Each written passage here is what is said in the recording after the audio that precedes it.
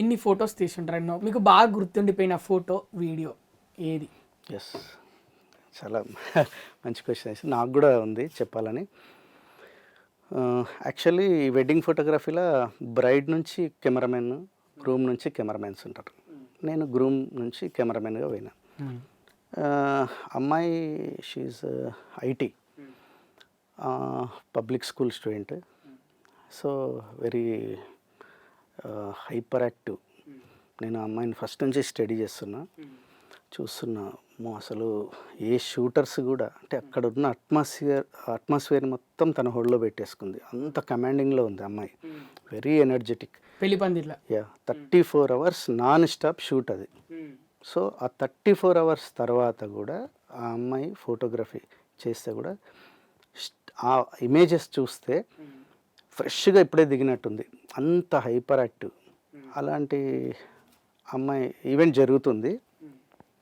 First photo నేను ఏం చేశానంటే బ్రైడ్ దగ్గరికి వెళ్ళాను, చూసా చాలా అందంగా ఉంది, మంచి బాలీవుడ్ హీరోయిన్లా ఉంది.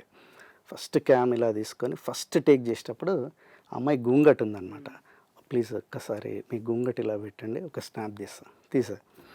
కట్ చేస్తే ఇక అయిపోయింది. లాస్ట్కు డెడ్ ఎంజ్ ప్యాకప్ చేసే సిచ్యువేషన్లో లైట్ ఆఫ్ అంతా టోటల్ ఫంక్షన్ హాల్స్ కూడా. అప్పుడు వాళ్ళు కపుల్ కొంచెం రిలీఫ్గా ఉన్నారు. నేను అడిగాను, కెన్ ఐ గివ్ మీ కొన్ని స్టిల్స్ కావాలి, ఇస్తారా మీ కపుల్వి? లేదండి పవర్ లేదు. లేదు, నేను అప్డేటెడ్ కొన్ని ఎక్విప్మెంట్స్ అవి తెచ్చాను, దాంతో షూట్ చేశా. వాళ్ళు బాగా ఇంప్రెస్ అయ్యారు. అయినాక ఆ అమ్మాయి వాళ్ళ అంటే గ్రూమ్ వాళ్ళ ఇంటికి ఏదో ఫుటేజ్ ఇవ్వడానికే నేను. ఈ అమ్మాయి నన్ను చూసి మామయ్య ప్రవీణ్ గారు వస్తున్నారు అది ఇది అని బాగా హర్బాట చేసింది. ఏంది అసలు నాకు అర్థం కాలేదు. ఇంటికి పోతే కాఫీ తీసుకుంటారు, అంత మర్యాద ఇస్తుంది. వాళ్ళ అత్త మామ అంతా ఇట్లా చూస్తారు. కూర్చున్నా, ఏంటి అది అంటే ఏం లేదన్న, అదే మీరు ఫొటోస్ సార్ట్అవుట్ చేయాలి కదా, చేశారా అంటే ఒక్కటి కూడా సార్ట్అవుట్ చేయాల్సిన అవసరం లేదు. నేను కళ్ళు మూసినా బాగున్నా, కళ్ళు తెరిచినా బాగున్నా, each and every expression I am enjoyed happy అన్న. ఓ గ్రేట్ అంటే అస్సలు మీరు నాకు నచ్చిన బెస్ట్ పాయింట్ ఏంటంటే ఆ అమ్మాయి చెప్పింది. అప్పుడు నాకు నిజంగా కొన్ని మిరాకిల్స్ అంటారు కదా, అసలు పాయింట్ ఏంటంటే నేను గూంగట్ సరి చేసుకో అని చెప్పాను కదా, ఫస్ట్ నా ఇంట్రోనే అదనమాట. ఆ అమ్మాయితో వచ్చాను, బ్రైడ్ కళ్యాణ మంటపం, ఎక్స్క్యూజ్ మీ ఆ గూంగట్ ఇలా పెట్టుకోండి అని కొట్టాను. తర్వాత అమ్మాయి ఏం చెప్పిందంటే వాళ్ళ నాన్న చెప్పాడంట, ఏమని, చూడమ్మా వెడ్డింగ్లో నీ వెడ్డింగ్కి నాకు ఒక గిఫ్ట్ కావాలి, ఏంటంటే నువ్వు గూంగట్ పెట్టుకొని ఒక స్నాప్ తీసి నాకు ఇవ్వాలి, అది నా కోరిక అని వాళ్ళ నాన్న అడిగాడంట. ఆ అమ్మాయి మర్చిపోయిందంట, వాళ్ళ నాన్నకి ఇవ్వాల్సిన కోరికను మర్చిపోయిందంట. నేను క్యాప్చర్ చేసిన కదా, అది రిజిస్టర్ అయింది అమ్మాయికి. స్టిల్ నౌ వాళ్ళ నాన్న డీపీ మానిటర్ ఉంటుంది కదా మొబైల్లో, స్టిల్ నౌ అదే. సో నేను గ్రూమ్ ఫోటోగ్రాఫర్ని, అటు బ్రైడ్ అమ్మాయి వాళ్ళ ఫోటోగ్రాఫర్ క్యాప్చర్ చేయాలి, నేను చేసిన. అక్కడ ఇంప్రెస్ అయ్యి అక్కడి నుంచి అమ్మాయి తరఫు నుంచి నాకు ఆర్డర్లు వచ్చినాయి.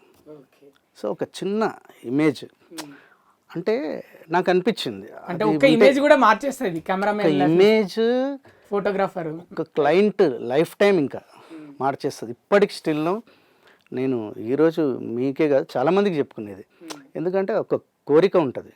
ఇప్పుడు వాళ్ళ నాన్న ఎంతో కష్టపడి ఆ అమ్మాయిని పెద్ద చేసి పెళ్లి చేసి తన తండ్రి డ్రీమ్ని కూడా తను మర్చిపోయింది, ఆ స్పాంటిని హడావిడిలో మర్చిపోయింది.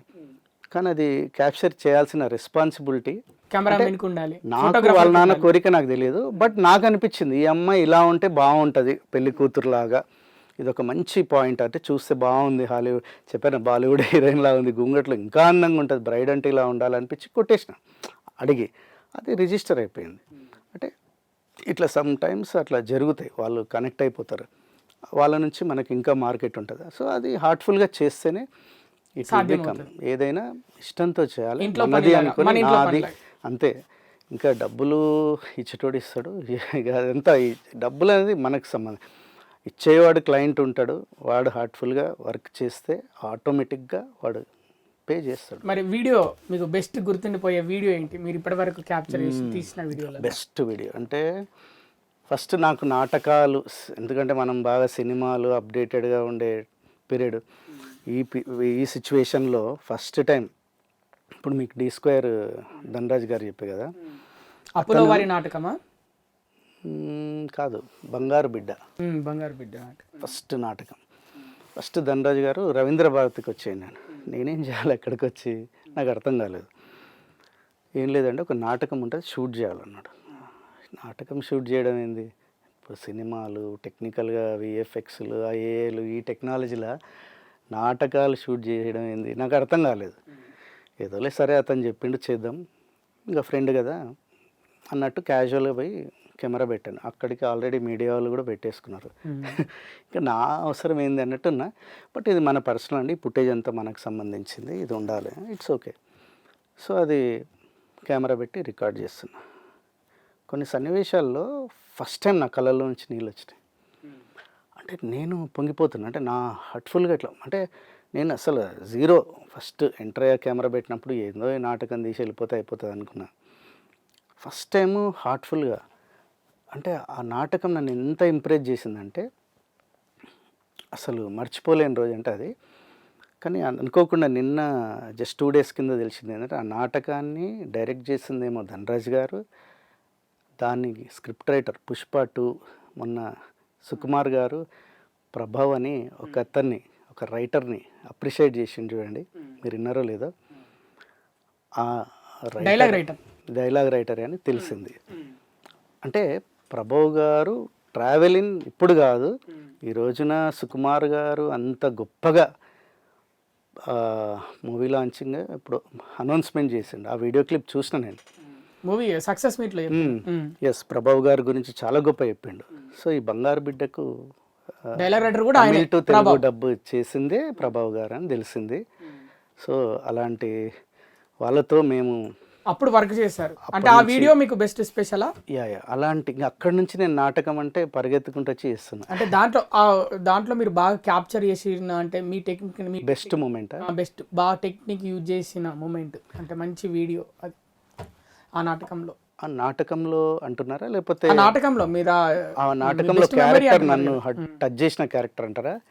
క్యారెక్టర్ అనట్లేదు, మీ బెస్ట్ క్యాప్చర్ ఏంటి అక్కడ తీసుకుంది? ఇప్పుడు అంటే ఒక ఎగ్జాంపుల్ చెప్పారు, గూంగట్ ఇట్లా పెట్టి, సేమ్ అలాంటిది ఒక వీడియో ఆ నాటకంలో. అక్కడ ఆడియో అంటే లైన్ 1 లైన్ 2 అని కొంచెం టెక్నికల్గా ఉన్న వాళ్ళకి ఐడియా ఉంటుంది. ఆడియో నన్ను బాగా కనెక్ట్ చేసింది. అంటే ఆడియోను ఎలా తీసుకోవాలి అనేది కూడా అక్కడున్న సురభి నాటకానికి సంబంధించిన ఉంటారు కొందరు మ్యూజిక్ కంపోజ్ చేసే టీము, వాళ్ళు నాకు ఫస్ట్ అడ్వైజ్ ఇచ్చారు, మీరు ఇలా మైక్ని ఈ విధంగా తీసుకుంటే మీకు ఇంకా డీటెయిలింగ్ బాగా వస్తుంది అని చెప్పి కొంచెం ఆడియోకి సంబంధించిన నాలెడ్జ్ ఫస్ట్ ఇంట్రడ్యూస్ అక్కడ. సో అక్కడ మీ బెస్ట్ మెమరీ బెస్ట్ మెమరీ. తర్వాత నేను అది చూసుకున్న తర్వాత అవుట్పుట్ బాగా వచ్చింది.